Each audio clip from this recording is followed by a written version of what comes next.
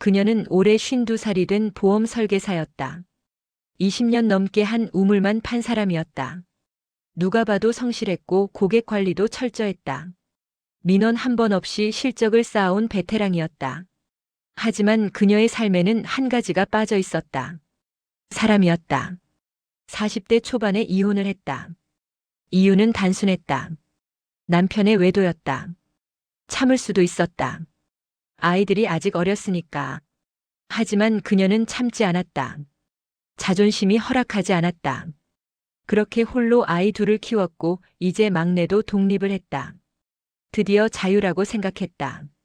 이제 나만의 시간이 왔다고. 그런데 이상했다. 밤이 되면 집이 너무 조용했다. 텔레비전을 켜도 라디오를 틀어도 그 정적은 사라지지 않았다. 혼자 밥을 먹고 혼자 설거지를 하고 혼자 불을 끄는 하루가 반복됐다. 외롭다는 말은 입 밖으로 꺼내지 못했다. 그 나이에 외롭다는 건 왠지 창피한 일처럼 느껴졌으니까. 그러던 어느 날 그녀는 한 남자를 만났다. 68배 개인 병원 원장이었다. 동네에서 30년 넘게 내과를 운영해온 사람. 환자들 사이에서 평판도 좋았고 인상도 부드러웠다. 무엇보다 말투가 따뜻했다. 처음 만남은 정말 우연이었다. 건강검진 상담을 하러 병원에 들렀다가 원장실에서 잠깐 이야기를 나눴을 뿐이었다. 그런데 그날 그 남자가 이렇게 말했다. 요즘 보험 하나 알아보려고 했는데 설명 좀 해주실 수 있으세요? 그 한마디가 시작이었다. 업무적인 만남이 2번, 3번 이어졌다. 상담이 끝나도 대화는 끝나지 않았다. 커피 한 잔이 밥 한 끼가 됐고 점심이 저녁이 됐다. 어느 순간부터 그녀는 그 사람을 기다리고 있었다. 전화가 오면 괜히 심장이 뛰었고 문자 하나에 하루가 달라졌다. 쉰이 넘어 시작된 감정은 20살의 설렘과는 달랐다. 조심스럽고 무겁고 그래서 더 진했다. 그리고 그만큼 위험하다는 것을 그녀는 아직 몰랐다. 그들은 항상 영업이 끝난 뒤에 만났다. 낮에는 불가능했다.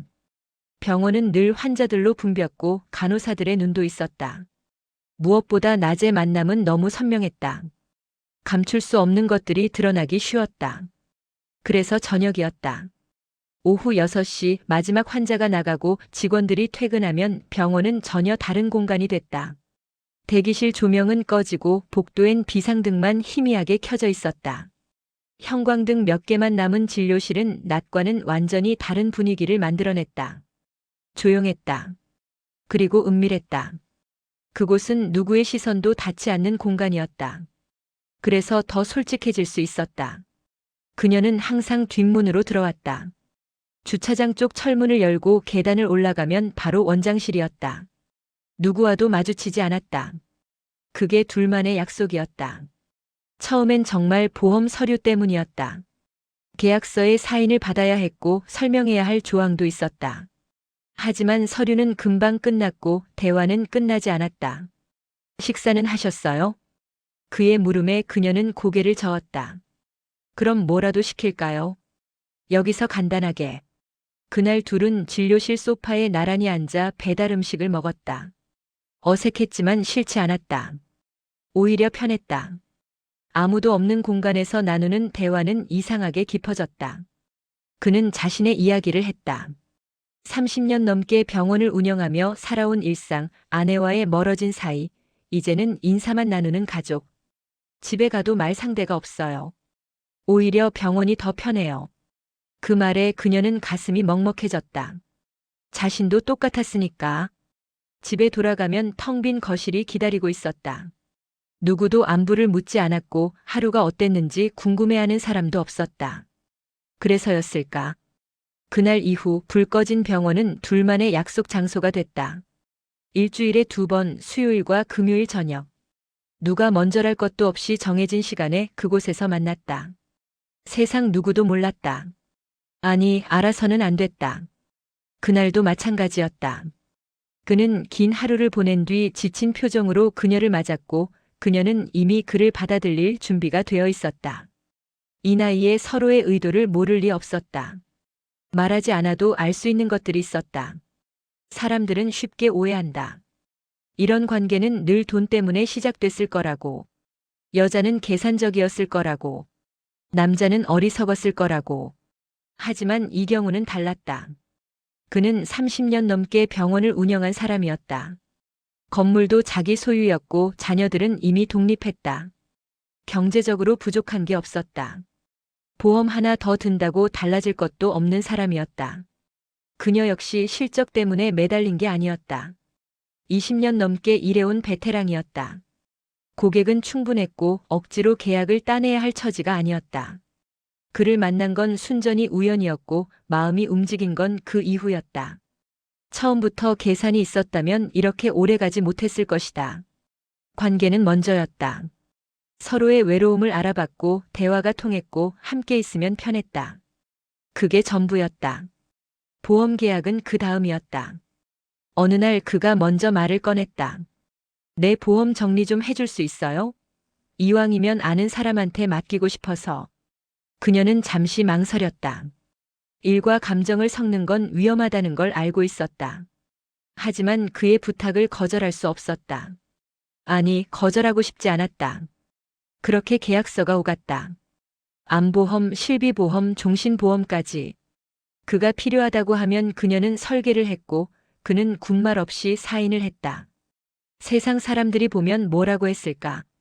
여자는 몸을 내주고 남자는 보험을 들어줬다고.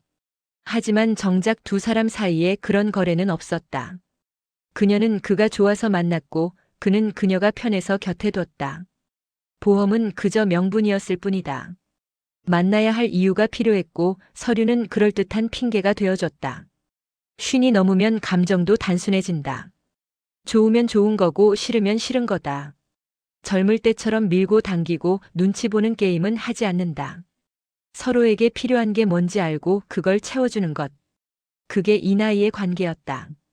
그는 외로웠고 그녀도 외로웠다. 둘 다 누군가의 온기가 필요했다. 그게 잘못이라면 대체 뭐가 옳은 걸까? 그녀는 스스로에게 그렇게 물었다. 대답은 나오지 않았다. 다만 한 가지는 분명했다. 이 관계가 언제까지 계속될 수는 없다는 것. 하지만 그 끝이 이렇게 올 줄은 몰랐다. 어느 날 그가 무심하게 말했다. 아내 보험도 하나 봐줄 수 있어요? 요즘 건강이 안 좋아서. 그녀는 순간 멈칫했다. 그동안 그의 아내 이야기는 거의 나오지 않았다. 사이가 멀어졌다는 것, 대화가 없다는 것 정도만 알고 있었다. 얼굴도 본 적 없었다. 어떤 사람인지 궁금하지 않았다고 하면 거짓말이다. 하지만 일부러 묻지 않았다. 모르는 게 편했으니까. 그런데 이제 그 사람을 직접 만나야 했다. 거절할 수 없었다. 아니, 거절하면 이상했다. 평소처럼 자연스럽게 응했다. 그럼 상담 날짜 잡아주세요. 며칠 뒤 약속된 시간에 병원을 찾았다. 원장실이 아닌 상담실이었다. 그가 배려한 것이다. 하지만 그 배려가 오히려 더 긴장되게 만들었다. 문이 열리고 한 여자가 들어왔다. 60 중반쯤 되어 보였다. 단정한 차림에 짧은 머리. 표정은 무덤덤했지만 눈매는 날카로웠다. 그 순간 두 사람의 눈이 마주쳤다. 심장이 철렁 내려앉았다. 아는 얼굴이었다. 동네 마트에서 몇 번 마주쳤다. 인사를 나눈 적도 있었다. 이름은 몰랐지만 얼굴은 기억하고 있었다. 상대도 마찬가지였던 것 같다. 굳어진 표정, 미세하게 떨리는 눈동자. 그녀 역시 알아본 것이다. 순간 상담실 안의 공기가 얼어붙었다. 앉으세요. 그녀는 애써 평정을 유지하며 자리를 권했다. 목소리가 떨리지 않도록 신경 썼다. 손끝이 차가워지는 게 느껴졌다. 아내는 천천히 앉았다. 시선은 서류가 아닌 그녀의 얼굴에 머물러 있었다. 어디서 많이 뵌 것 같은데요. 담담한 목소리였다. 하지만 그 안에 담긴 의미는 결코 가볍지 않았다. 저도요. 동네에서 몇 번 인사드렸죠. 그녀는 최대한 자연스럽게 대답했다. 하지만 얼굴이 뜨거워지는 건 어쩔 수 없었다. 상담은 형식적으로 진행됐다. 보장 내용, 월 납입금 특약사항. 설명하는 동안에도 아내의 시선이 느껴졌다. 마치 모든 걸 꿰뚫어 보는 것 같았다. 설마 이 사람이? 아내도 같은 생각을 하고 있었을 것이다. 얼굴을 보기 전까진 서로가 누구인지 몰랐다. 그 사실이 더 큰 충격으로 다가왔다. 상담이 끝나고 아내가 자리에서 일어났다. 검토해보고 연락드릴게요. 그 말을 끝으로 문이 닫혔다. 그녀는 한참 동안 움직일 수가 없었다. 뭔가 잘못되고 있다는 걸 직감했다. 아내는 소리를 높이지 않았다. 그날 상담이 끝나고 집에 돌아가서도 아무 말이 없었다고 한다. 남편에게 따지지도 추궁하지도 않았다. 평소와 똑같이 저녁을 차리고 텔레비전을 보고 잠자리에 들었다. 하지만 그녀의 머릿속은 쉬지 않았다. 30년을 함께 산 사람이다. 남편의 습관, 말투, 표정 하나까지 모르는 게 없었다. 최근 몇 달간 느꼈던 미묘한 변화들이 하나씩 떠올랐다. 야근이 부쩍 늘었다. 병원 일이 많다고 했다. 핸드폰을 자주 확인했다. 예전엔 거실에 던져두던 사람이었다. 샤워를 하고 오는 날이 많아졌다. 병원에서 씻고 온다고 했다. 그때는 대수롭지 않게 넘겼다. 나이가 들면 서로에게 무관심해지는 게 당연하다고 생각했다. 하지만 그날 상담실에서 마주친 여자의 눈빛이 자꾸 떠올랐다. 흔들리는 눈동자, 굳어진 표정, 감추려 해도 감출 수 없는 긴장감.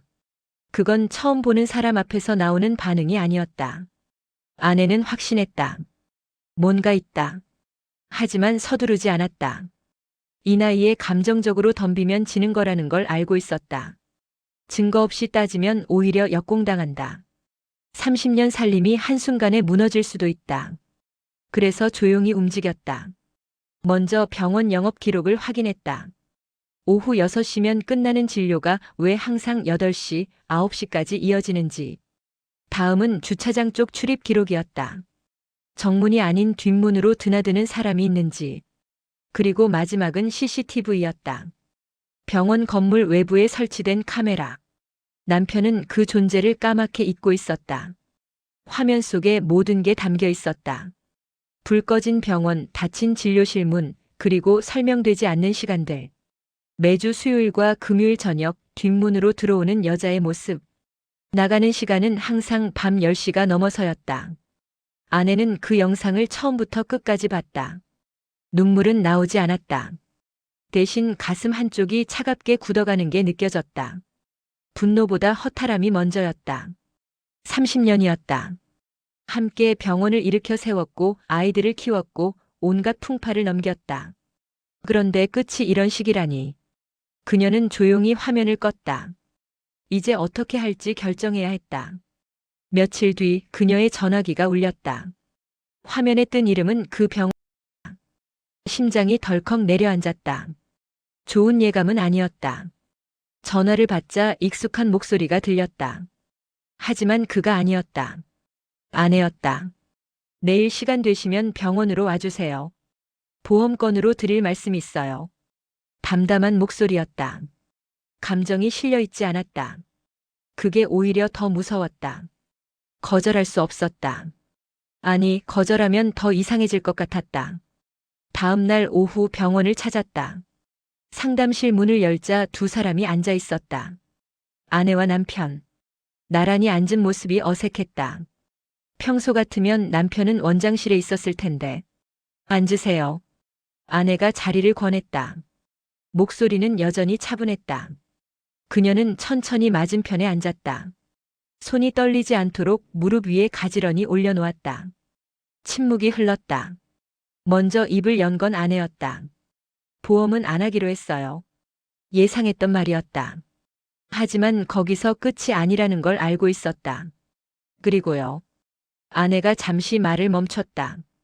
그 짧은 순간이 영원처럼 느껴졌다. 앞으로 이 병원에서 두 분 모두 볼 일은 없을 것 같네요. 조용한 한마디였다. 고함이 없었다. 욕설도 없었다. 눈물도 폭로도 없었다. 그저 담담하게 선을 그었다. 그녀는 아무 말도 할 수 없었다. 변명을 해야 할지 사과를 해야 할지 아니면 모른 척해야 할지. 어떤 것도 맞지 않았다. 남편도 마찬가지였다. 고개를 숙인 채 입을 열지 못했다. 30년 넘게 병원을 이끌어온 사람이 아내 앞에서는 한마디도 하지 못했다. 저는 이만 일어나 볼게요. 아내가 먼저 자리에서 일어났다. 문을 열기 전 뒤도 돌아보지 않고 말했다. 현명하게 정리들 하세요. 문이 닫혔다. 상담실에는 두 사람만 남았다. 어색한 침묵이 흘렀다. 할 말이 없었다. 아니, 할 수 있는 말이 없었다. 그녀는 조용히 가방을 들고 일어났다. 그를 쳐다보지 않았다. 쳐다볼 수가 없었다. 그렇게 병원을 나왔다. 뒤에서 그가 부르지 않았다. 붙잡지도 않았다. 둘 다 알고 있었다. 이게 끝이라는 걸. 며칠 뒤 소식이 들려왔다. 의사는 가정을 잃었고 그녀는 그 동네에서 더 이상 일할 수 없게 됐다. 누구도 피해자라고 말하지 않았다. 누구도 가해자라고 손가락질하지 않았다. 그저 조용히 무너졌을 뿐이었다. 그 이후 세 사람은 각자의 자리로 돌아갔다. 보험 설계사는 그 동네를 떠났다. 더 이상 거기서 일할 수 없었다. 얼굴을 아는 사람이 너무 많았고 소문은 생각보다 빨리 퍼졌다. 다른 지역에서 새로 시작해야 했다. 20년 넘게 쌓아온 고객들을 모두 두고 52살에 다시 처음부터였다. 의사는 병원을 유지했다. 30년 넘게 운영한 곳이었으니까. 환자들은 여전히 찾아왔고 진료는 계속됐다. 겉으로 보기엔 달라진 게 없었다. 하지만 집은 텅 비었다. 아내는 짐을 챙겨 나갔다. 이혼 서류가 오갔고 재산 분할이 진행됐다. 30년 결혼 생활의 끝은 허망할 정도로 빨랐다. 이제 그는 진짜 혼자가 됐다. 병원 문을 닫고 집에 돌아가면 아무도 없었다. 불 꺼진 거실, 차가운 식탁, 그리고 아무 소리도 나지 않는 방. 그렇게 피하고 싶었던 외로움이 결국 돌아온 것이다. 피할수록 더 크게, 더 깊게. 아내는 어떻게 됐을까? 자녀들 곁으로 갔다는 이야기가 들렸다. 새로운 삶을 시작했는지 여전히 분노 속에 있는지는 알 수 없었다. 다만 한 가지는 확실했다. 그녀 역시 상처를 안고 떠났다는 것. 30년을 바친 결혼이었다. 믿었던 사람에게 배신당한 것이다. 그 고통은 나이가 들수록 더 깊다. 회복할 시간이 많지 않다는 걸 알기 때문이다. 이 이야기가 50대 이후에게 더 아프게 다가오는 이유는 단순하다. 나이가 들수록 외로움은 더 조용해진다. 티를 내지 않는다. 누구에게 말하지도 않는다. 그저 혼자 삼킨다. 그래서 누군가 손을 내밀면 쉽게 잡게 된다. 이 나이에 이런 감정이 올 줄 몰랐다고, 마지막 일지도 모른다고 스스로를 합리화하면서. 하지만 한 번의 선택이 평생을 무너뜨릴 수 있다. 쌓아온 신뢰, 지켜온 가정, 만들어온 관계. 그 모든 것이 한순간에 사라질 수 있다. 황혼의 관계는 가볍지 않다. 그래서 더 위험하다. 나이가 들었다고 감정이 사라지진 않는다. 외로움도 설렘도 누군가에게 선택받고 싶은 마음도 여전히 살아있다. 다만 그 감정을 어떻게 다루느냐가 남은 인생을 결정한다. 이 이야기는 그걸 보여준다. 오늘 이야기 어떠셨나요? 누군가에겐 남의 일처럼 느껴졌을 수도 있고 누군가에겐 가슴 한쪽이 먹먹해지는 이야기였을 수도 있습니다. 우리는 나이가 들수록 감정을 숨기는 데 익숙해집니다. 외롭다고 말하지 않고 힘들다고 티내지 않고 혼자서 삼키며 살아갑니다. 하지만 이곳 은빛 인생극장에서만큼은 솔직해져도 괜찮습니다. 여러분의 이야기가 곧 우리의 이야기니까요. 오늘 영상이 마음에 드셨다면 좋아요 한번 눌러주세요. 그 작은 손길이 다음 이야기를 만드는 큰 힘이 됩니다. 아직 구독 전이시라면 구독과 알림 설정도 부탁드립니다. 매번 새로운 이야기로 찾아뵙겠습니다. 여러분의 인생 후반전을 응원합니다. 은빛 인생극장이 언제나 곁에 있겠습니다. 다음 이야기에서 또 만나요.